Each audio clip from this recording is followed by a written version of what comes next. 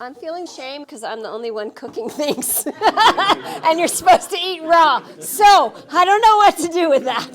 70 to 90% raw. Okay, so this is the 30%. Okay, this is the simplest thing. If you have a food processor, you're good. You're supposed to use a small onion. I don't buy small onions. I like the white onions. They're the ones that I like the best. So I'm using probably a third of a big white onion, putting it in my food processor. And I chopped it up a little bit because you want your onions almost minced. I'm going to go ahead and mince my garlic in here because sometimes the food processor doesn't mince it up properly. So I'm just going to go ahead and mince my own garlic. I'm just going to pulse it. The pieces are very, very small. Then take a small bowl, put your onions in the bowl, and try not to cry because these are strong onions. You want your pieces fairly small because when you go to make your meatballs, otherwise it'll be too chunky. Now I'm putting everything else except the breadcrumbs in my food processor. These are my pre-cooked lentils. I made these lentils, but you can use the can of lentils from the store. You would rinse them and drain them, but yes, they would probably have salt in them. Right, They have a lot of other additives, but it's better than the processed burger. It's always better to have the dried ones, but if there's nothing, you can use the can, just rinse it. If you have an Instant Pot, you can cook these in an Instant Pot. You don't have to soak them. You cook them on high for 11 minutes. You let it do a natural release, and they will be properly cooked. Yep. I have 3 tablespoons of nutritional yeast, 2 tablespoons of Vital Wheat gluten flour.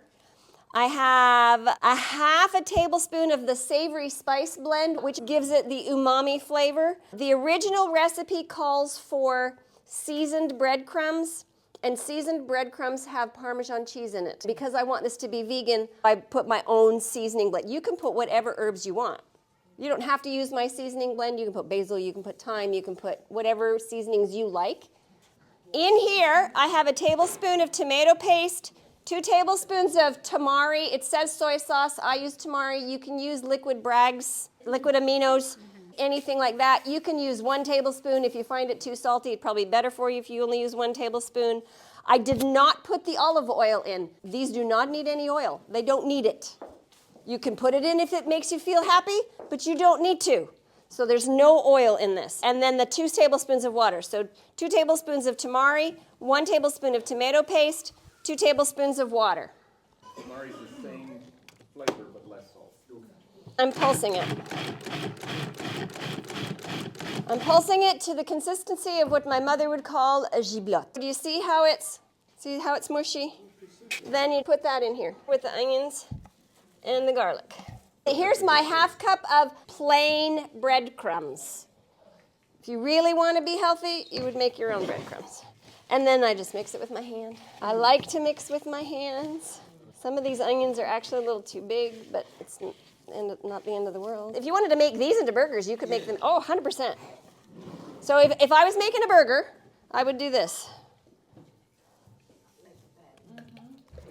And I would bake it the same way I would bake my meatballs. Making my meatballs, I use a small ice cream scoop, and then that's it.